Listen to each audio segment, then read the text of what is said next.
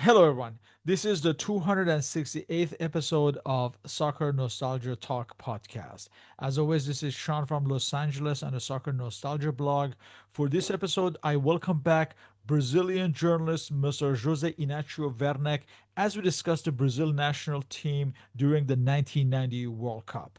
Mr. Werneck is a journalist, lawyer, interpreter, translator, writer, and a triathlete. Welcome back, José Inácio. Hello, Sean. Last time we left off at the end of the 1986 World Cup, where Brazil were eliminated by France in that memorable quarterfinal. Now, what was the state of Brazilian football as we come to the year 1990, and what had been the important changes since this 1986 World Cup? I think the 1990 World Cup was marked for Brazil by two main incidents. One was the new coach, Sebastião Lazzaroni. He came on as a coach the year before, in 1989, and his decision to adopt the libero, a new tactical formation for Brazil. He wanted Brazil to play with a libero and the two wing halves, something totally alien to Brazilian football. It was the first time Brazil would play like that. And the second thing that marked profoundly, deeply the Brazilian team in that 1990 World Cup was Romário, who was in great shape playing for PSV Eindhoven. He broke his ankle, if my memory helps me, in March. And then he went to Italy in a marketing trip. The worst point of it was that not only Romário did something silly by going to Italy at that point when he was recovering from a broken ankle, but he went there to meet Sebastião Lazzaroni, who was the coach. It was some kind of marketing thing that they had to do for the Brazil team, something like that. I don't remember exactly what, but I remember vividly that Romário went to Italy, where he met Sebastião Lazzaroni, and he aggravated his injury. The result of it is that when he went back to Eindhoven in the Netherlands, he had to have a screw placed in his ankle. And that made it very difficult for him to recover. You know, he lost a long time, and then it became a big drama.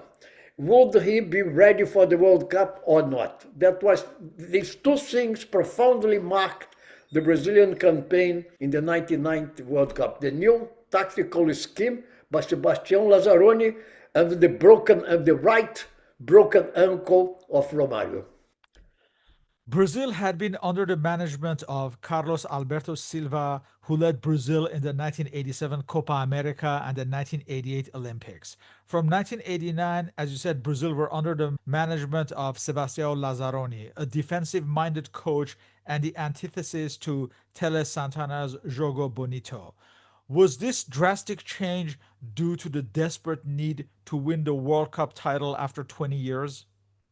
I think that really Brazil thought at that time that European football was becoming more advanced. They relied more on tactics. The jogo bonito, the beautiful game, was not enough anymore. And that's what led Lazzaroni to adopt this scheme. He had a libero, he had three backs, one of them a libero. People were kind of in doubt about who was going to play the position, but the most likely candidate was Mauro Galvão. So he would have three backs, one of them a libero. He would have two wing halves, and then that is 3 and 2 5, and then he would have either three men in midfield and two forwards, or two men in midfield and three forwards, depending on the conditions, on the different opponents that Brazil would have to face. And that was a totally new concept for Brazil at that time. And in fact, I don't think that Brazil ever repeated that. It was only under Sebastião Lazzaroni. Yes, and as you mentioned, Lazzaroni's tactics were based on the use of this libero, Mauro Galvão, who actually did not even play that position for his club team. So Yeah, this was a there was a doubt whether it would be Mauro Galvão or Moser, but Mauro Galvão was the most likely candidate. and like you said, it was a game completely unfamiliar to Brazilians. So at this point, what was the public reaction to these tactics? people were kind of not very confident. There was an atmosphere of doubt. Another important issue at the time was that many Brazilian players, most of the team in fact, was playing abroad. So that was a new phenomenon. It had started a little bit earlier, but in 1990 it was, say, in full bloom. Most of the Brazilian players were playing abroad. And so there were long discussions between the Brazilian Federation and the Italian Federation, the Portuguese Federation, the Dutch Federation, the Spanish Federation, to see whether they would let the Brazilian players play in friendlies that Sebastião Lazzaroni wanted, to kind of shape the team according to his tactics, and also, how long before the World Cup they would be free to come to Brazil, to train in Brazil, to get ready for the World Cup. So there was a lot of diffidence about the Brazil preparations for the World Cup in Italy. This new Brazil was forged in the 1989 Copa America, where Brazil won its first title since 1949, and in fact, its first title of any kind since 1970, with a strike partnership of Romário and Bebeto. Now, the old guard was represented by the Napoli-based Careca and Alemão, while in Tafarel, Brazil now had a goalkeeper reminiscent of Gilmar. Did this victory in the Copa America give Lazzaroni some credit in implementing his ideas of a new Brazil ahead of the World Cup?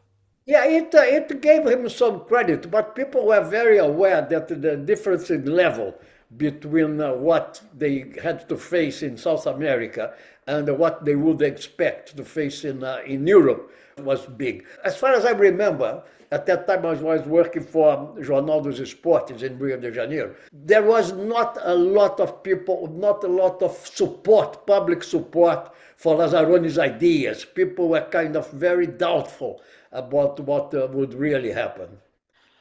The World Cup qualifiers included the firecracker incident in the match against Chile. Otherwise, would it be fair to say Brazil were rather comfortable in qualifying that took place right after winning the Copa America?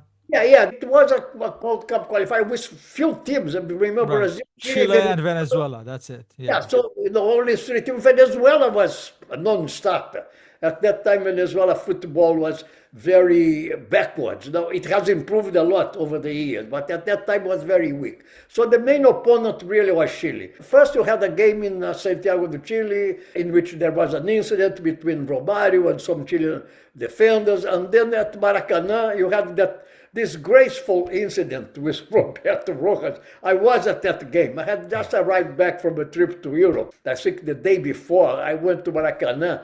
And it was such a ridiculous thing, really, because it was so evident that everything was fake.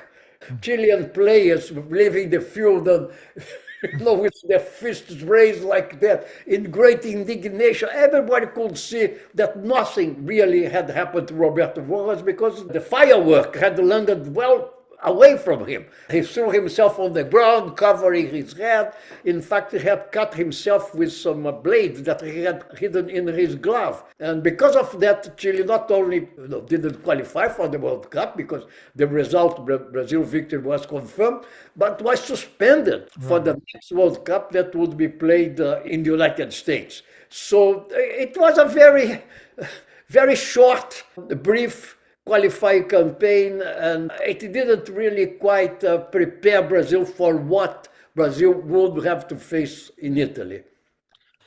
The preparations for the World Cup included high-profile friendlies against Italy and Yugoslavia and the Dutch in the tail end of the 1989, as well as England at Wembley in early 1990. Let's remind everyone that Brazil defeated Italy at Bologna.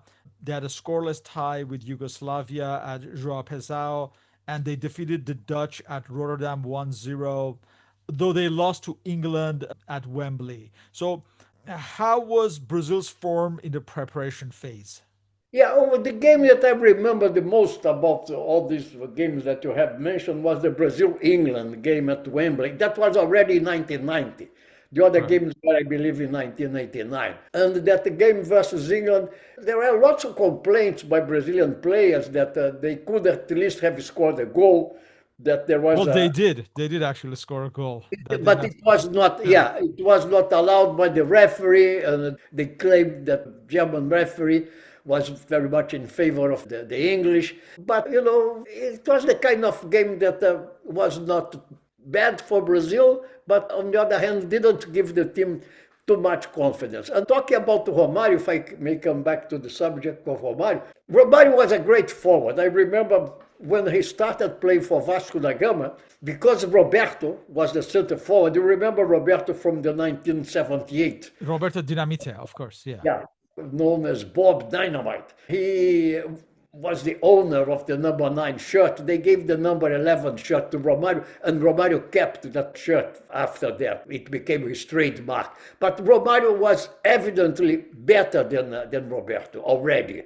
And so I think that in 1990, Romário would have had a great World Cup had it not been for his silly attitude in aggravating, only had himself to blame. And of course, you know that in 1994, he finally came to win the World Cup for Brazil. But that is another story.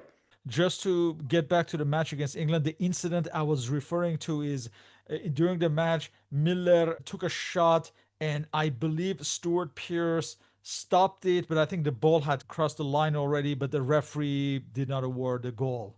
Also, in the tail end of the preparation phase in May, Brazil defeated Bulgaria 2-1, and at Rio at Maracana had a 3-3 match against East Germany. All, Yes. later, once they come to Europe, they play a friendly against a Madrid 11 side. They win that match 1-0, but they also lose to an Italian Umbria Region That, 11, yeah, in an and unofficial friendly, yeah. yeah, that was considered a disgrace. That was just before the World Cup. They went Yeah, to yeah. Europe. They played this Madrid team, kind of improvised Madrid team, and then they went to Italy for the preparations.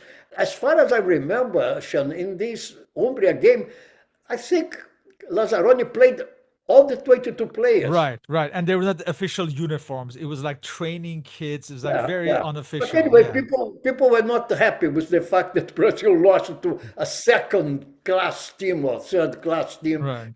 before the World Cup. And Romário played that a few minutes of that the so-called game match against this Umbria. What would you call them? Yeah, Select region something team. like Yeah. that. And even if Romário were in good shape, he would have missed the first game of the World Cup anyway because he had had a suspension because of that incident against Chile in Right. Santiago. So he would not be able to play the first game. And the doubt was, would he be ready to play in the second game or the third game? And the assumption was that Romário probably would be ready to play only at the second phase of the World Cup after the group phase. Yeah. So Romario was injured in the new year, like you said, around March, and his participation was somewhat in doubt towards Was for very most of much that in those doubt. few months. Yeah. Lazzaroni decided that he was going to call Romário anyway. So when he announced the players who were called for the Brazil team we're talking about June, in early May, if I remember well, he said, I am going to call Romário anyway, even though he was in doubt, and the doctors were in doubt whether Romário would be able to play or not. In addition to Romario, Bebeto also appeared to lose his starting spot in this new year, with Miller now partnering Careca up front. Did the loss of Romario and Bebeto, did this in a way take away from the Copa America momentum?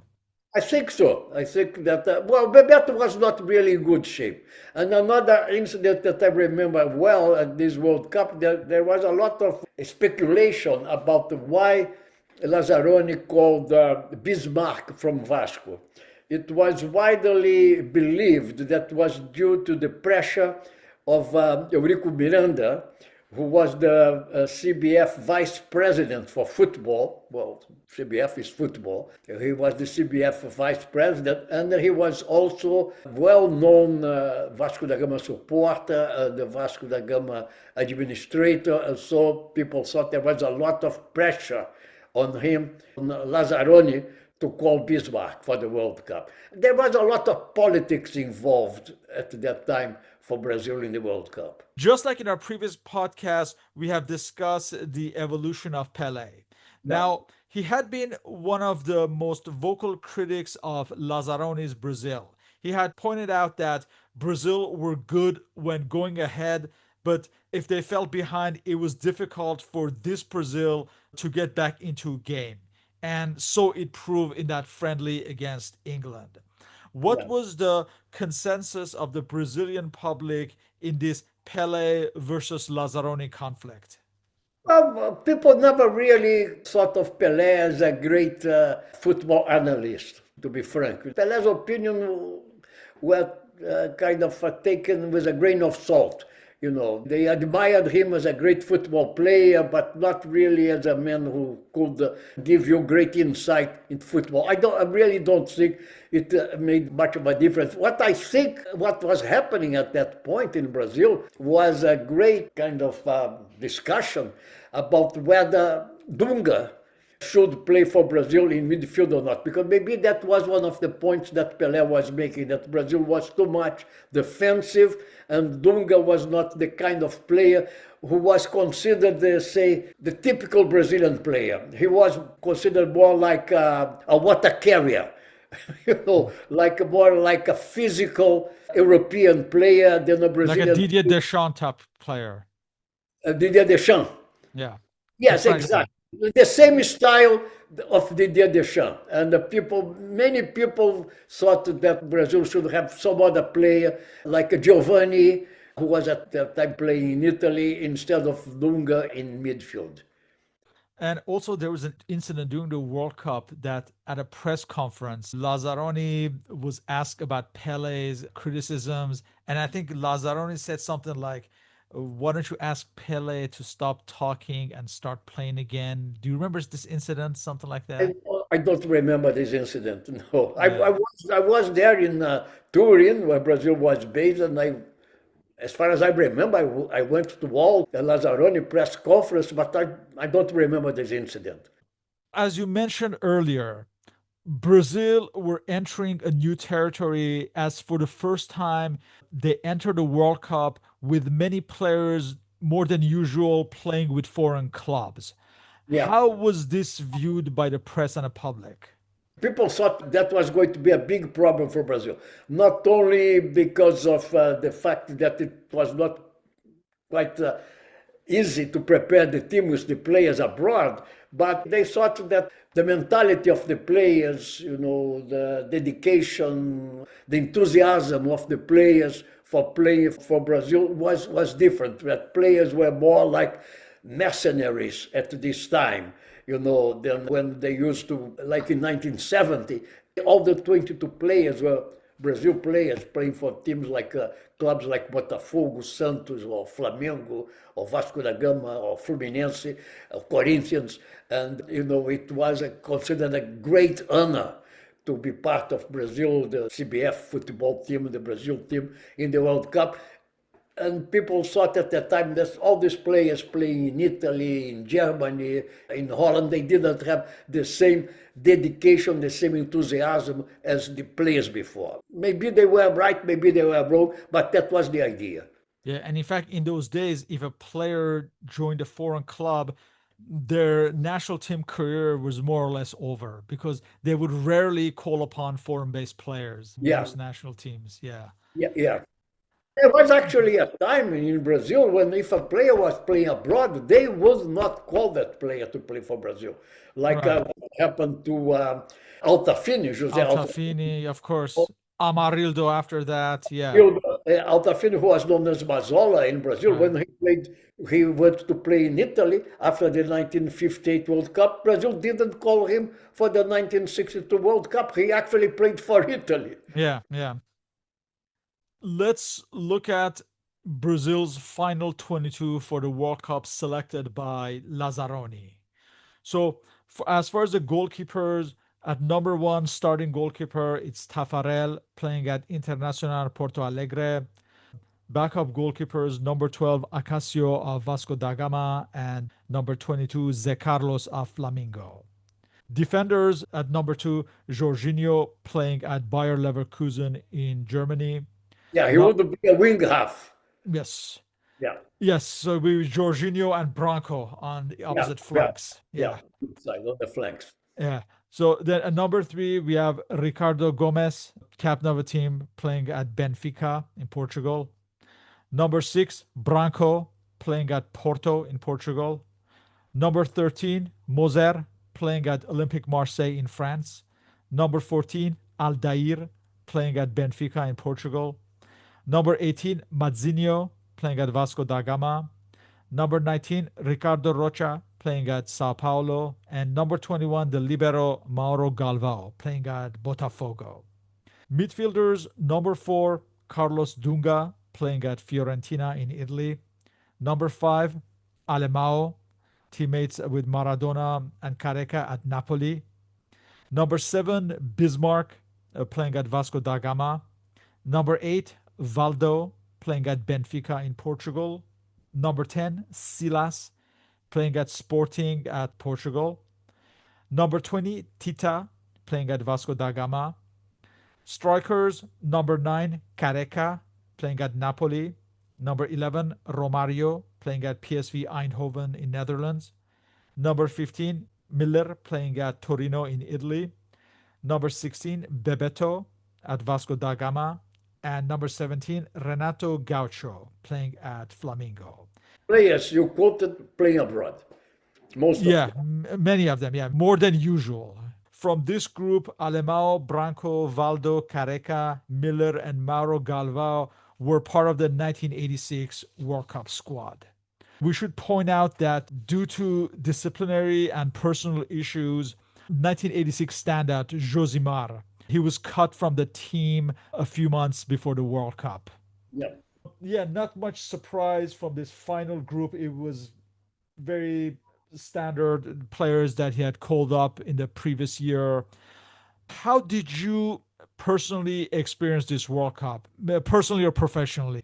Well, it was a very brief World Cup as far as Brazil was concerned. The World Cup began with a big surprise when Argentina lost to Cameroon. Cameroon was going to be a great sensation in that World Cup, but that already gave a sense of things that football was already changing, was not going to be what people expected. It was going to be difficult for Latin American teams, for South American teams. Argentina reached the final, but that is another story because Argentina started very badly, lost to Cameroon, had a bad game against the Soviet Union. I was in Turin when Brazil was the first phase of the World Cup, and Brazil played the first game versus Sweden, didn't play well. The second game, Brazil played against Costa Rica. Brazil didn't play well. I think now I'm not sure whether it was in the second or I think it was in the second game that Romario came No, for third game against third Scotland. game. Third game. Yeah. Scotland. The first game against Sweden, Brazil won but didn't play well. Second game against Costa Rica was very difficult. And in the third game, Romario played and was substituted as far Yes. as he He's came as clearly not match fit. Yeah. yeah, he and clearly was, evident that Romario was not clearly in shape to play in the World Cup. And so, it came, the news was Brazil will have to play Argentina, who only qualified as a third choice. Argentina didn't qualify straight away for the second phase. It was only as the first two teams would qualify, plus the third teams according Right, the best third teams. Yeah. the best third team.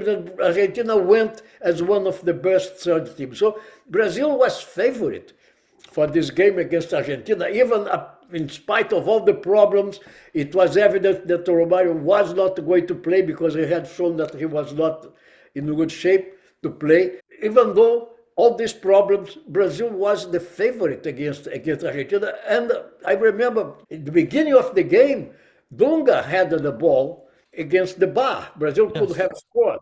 that would have totally changed the characteristics of the game. And another incident that I remember that I think was very important was that at the end, almost at the end of the first half, there was a foul on Maradona on the right side of the Brazilian box, the right side, on the Argentinian attack going to the Brazilian box, or left side of the Brazilian box from the defender's point of view. And Maradona rolled over on the pitch like he had been, hit by an SUV or something, made a great spectacle. I think that psychologically that was very important. I'm not sure. I think it was Alemão who fouled Maradona, and Maradona made this great show of almost dying on the pitch.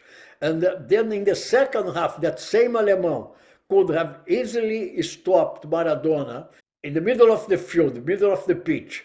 Oh yeah, the great run and assist to And Caniggia. kind of hesitated and let Maradona pass the ball to Caniggia.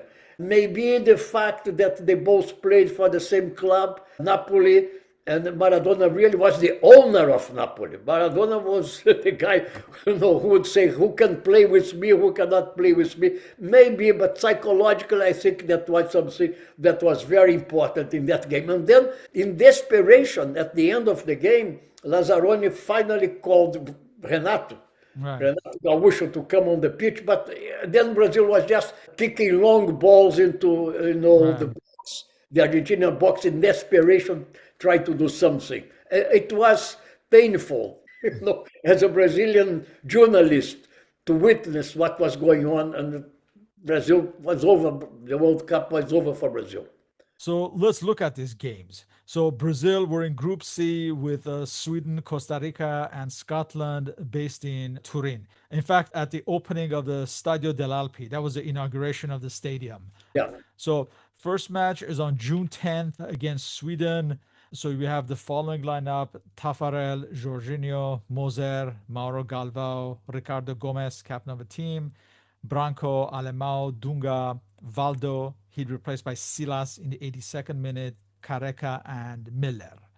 So Brazil took the lead in the 40th minute when, from the middle, Branco sent Careca through, who dribbled around Thomas Ravelli and scored. Careca would score the second goal in the 63rd minute when Miller's cross from the right side was knocked in by Careca. And Sweden would pull a goal back through Thomas Brolin, scoring against his future Parma teammate Taffarel. Brazil won this first match 2-1. The next match is against Costa Rica on June 16th, again at the same venue at Torino at Stadio dell'Alpi. Costa Rica, their manager was Bora Milutinovic. Bora Milutinovic, who would later on coached the United States in the 1994 World Cup. Yeah. Indeed, and many, many other nations. Yeah. Ahead of this match against Costa Rica, I think Lazzaroni was being criticized for his tactics. And I think he made a statement like, even if we win with an own goal in an injury time, I would still be satisfied, or something like that. Yeah, he just wanted to win anyway. Yeah. Talking about Lazzaroni, and we were talking some time ago about most of the Brazilian players playing abroad. Lazzaroni, when he went to the World Cup in Brazil, already had a contract with Fiorentina. Yes, Fiorentina in Italy after the World Cup. At that point, he was really thinking more about his future job with Fiorentina than what was going on with Brazil in the World Cup. Do you remember Lazzaroni's quote about Maradona? No, what did he say? Do you remember how in the match against the Soviet Union, Maradona saved a ball that was going in the goal? He saved it with his hand, but the referee didn't see it. Yes, I remember that. So I think Lazzaroni said that Maradona, he's a great all-around player. He can score goals with his left hand and save them with his right. Yes, yeah, exactly. Like he scored against England in 1986. Yeah. So with his hand, the hand of God. Yes. Brazil is facing Costa Rica at Torino at Stadio dell'Alpi on June 16th. So for this match, we have Taffarel, Jorginho, Moser, Mauro Galvão, Ricardo Gomes, captain of the team, Branco, Alemão, Dunga, Valdo, he'd be replaced by Silas in the 86th minute. Miller, Careca, and he'd be replaced by Bebeto in the 83rd minute. So that's a standard Brazilian starting lineup, 2 matches in a row. Now, this match, actually, the star of this match would be the Costa Rican goalkeeper Conejo, who would earn a transfer to the Spanish league after his displays in this World Cup. Now, this match, Brazil would win 1-0. So in the 33rd minute, Jorginho takes a long throw in from the right side, which was deflected into the path of Miller on the right, and his shot also was deflected past Conejo. So Brazil won with great difficulty against Costa Rica, a match that they were expected to win with many goals. Yes. So by now they've already qualified to the next round. So this third match on June 20th against Scotland, that's where Lazzaroni can afford to start with Romario. So this match is again at Torino at Stadio dell'Alpi. So we have Taffarel, Jorginho, Ricardo Rocha playing for the first time in the World Cup, Mauro Galvao, Ricardo Gomez, captain of the team, Branco, Alemão, Dunga, Valdo, Careca, Romario, and he'd be replaced by Miller in the 65th minute.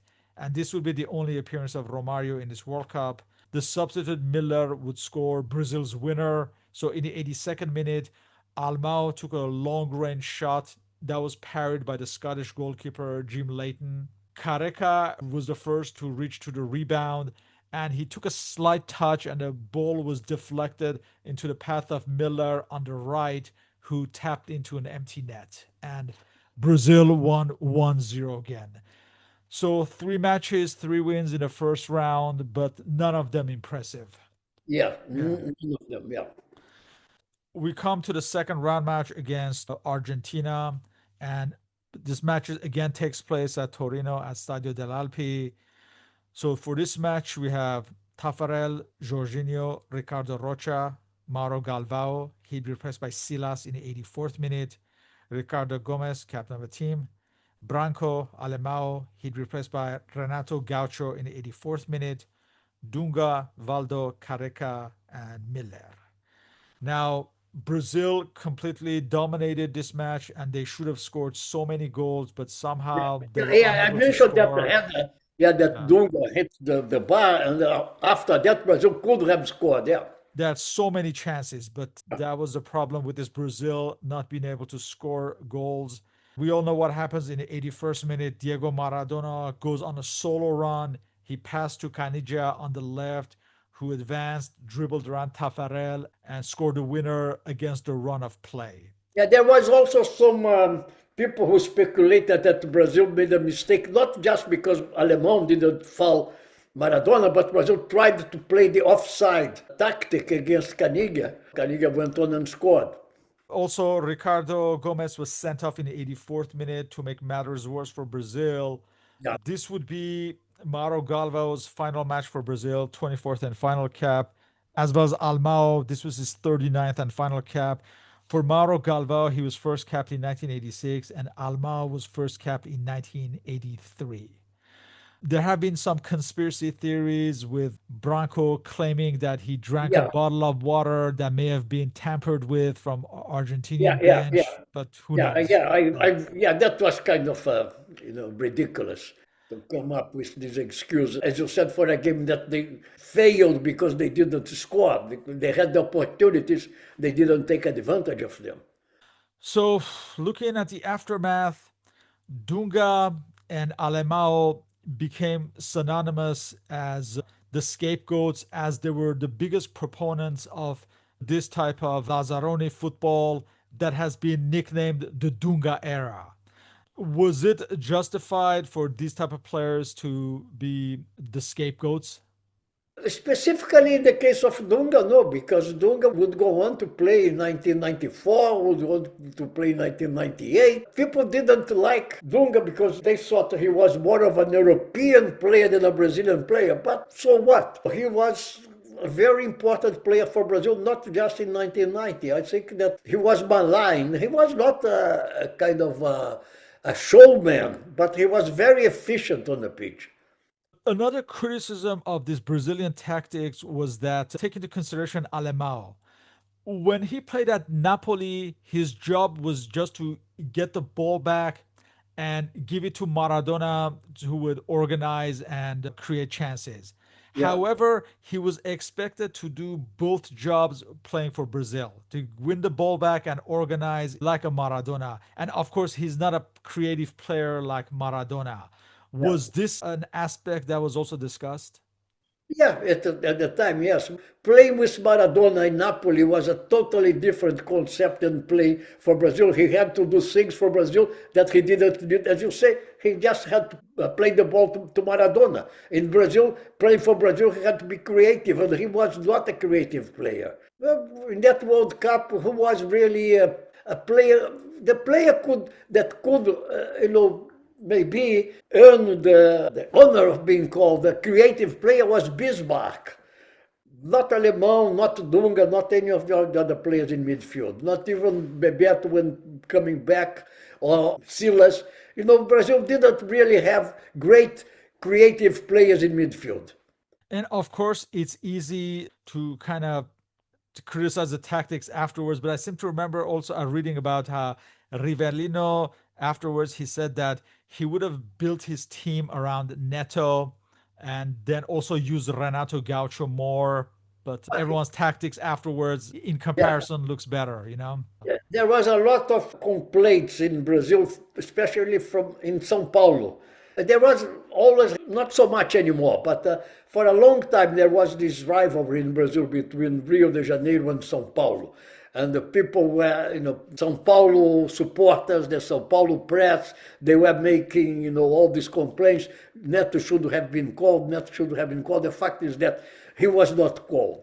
Rivellino said that he was a more creative player. Yeah, it is true. But you cannot now discuss what would have happened if Neto was in the team. The fact is that he was not called, he didn't go to Italy, so there is no point in discussing whether Brazil would be better with him or without him.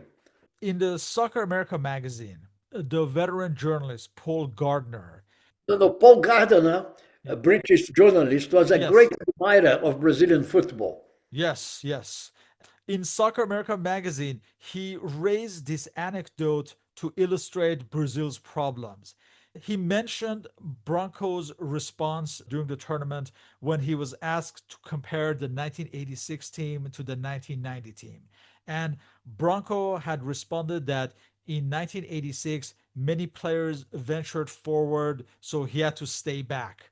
While in 1990, so many players stayed back, so he could venture forward. And actually, Branco was in a way trying to praise this new version of Brazil, but in doing so, he pointed out Brazil's deficiencies in terms of attacking creativity. Yeah, because Branco, in the end, was a player that Brazil was expected to pass the long ball and take shots at goal. He was a great free kick taker, but that doesn't mean that in the flow of the game he would be a great scorer. That is the difference. But he was required to do a job that he was not really apt to do because of the tactics by Sebastião Lazzaroni. Another popular excuse that we kind of raised before was the situation with the foreign based players. The fact that too many players were playing in Europe, and there was even some reports that the players were even negotiating during the tournament. Yeah. Was this a justified criticism, or are they just scapegoats after a failure? No, I don't think it was scapegoatism. I think it was justified because really, as we said in the beginning here, Brazil at that time had many more players abroad than playing in Brazil. It was a totally different mentality. The mentality was not the same as had been before. And after the tournament, when Falcao was appointed as manager, he was in fact forbidden to call up any foreign based players for a while. Because of that, Yeah. exactly. In contrast to 1982 and 1986, where there had been collective sadness, not only from Brazilians, but maybe from neutral fans, this elimination felt different. This team never captured the hearts of fans, Brazilian or otherwise, And while the elimination was disappointing, in a way it was expected. And I imagine not many tears were shed at the time. No. Despite that image of the young woman in tears they always show at the end of the Brazil Argentina match. Yeah, but that was in Turin, but Yeah. not the action in Brazil. In 1982, it was a great national catastrophe when Brazil lost, in the World Cup to Italy. The country went in mourning. In 1986, it was not so much. And in 1990, I would say it was total indifference. People didn't expect Brazil to do much, and Brazil didn't really show any qualities to make people feel sad because they had lost. People just accepted it as a matter of fact thing. Afterwards, Lazzaroni bounced around from club to club and did not have the career one would have envisaged. Did his reputation suffer due to Italia 90? Yes, well, people, if you ask the Brazilian supporter today, for instance, I would say that 90% of Brazilian supporters don't even know who Sebastião Lazzaroni was. Whereas people still talk about Tele Santana, Zagallo, and other famous coaches in the past. Sebastião Lazzaroni passed, was coach of the World Cup in 1990, then went on to coach Fiorentina. And after that, kind of vanished. It was not much in the headlines, in the conscience of the Brazilian people. Despite all the criticisms, it should be pointed out that 1994 World Cup winning squad's backbone included many of the players from Lazzaroni's squad. Do observers at least credit him for this? No, no, no. As I said, Lazzaroni was someone who passed in Brazilian football and didn't really leave any kind of reason for people to remember him. He was kind of forgotten. So many players, were the same as in the World Cup. One of them, Dunga, who was a very important player in 1994. Yeah, I mean Tafarel, That's Mazinho, Romario, Bebeto up front. That's in the Romário, Copa yeah, America. yeah, Branco. So yeah. a number of Branco players. Yeah, who scored against the Netherlands, yeah. very important. Ricardo, had he not been injured, Ricardo Rocha. So there's a number of players who, Yeah. Aldair, who overlapped. But as you say, in Brazilian culture, probably not. In closing, what is the legacy of this 1990 World Cup with Lazzaroni? Is it a case alibi that defensive football is not the Brazilian way? Yeah, the legacy is zero, I would say. The impression that Lazzaroni left, the impression that the Brazil team left, the libero with two wing halves made no impact on Brazilian football. People were totally indifferent to that 1990 World Cup team and to Lazzaroni's job as a coach. Just passed. Didn't leave any impression. So it's rarely discussed in the Brazilian football culture or history or anything like that. No, no, it didn't leave really any marks, any impression in the Brazilian culture, the Brazilian football culture. With that, I would like to thank you for your participation and sharing your memories. All our contact information is listed on the blog and podcast uploads. So, Jose Nacho, thank you once again and hope to continue these discussions on Brazilian football history. Thank Thank you. you very much, Alan. Thank you as always.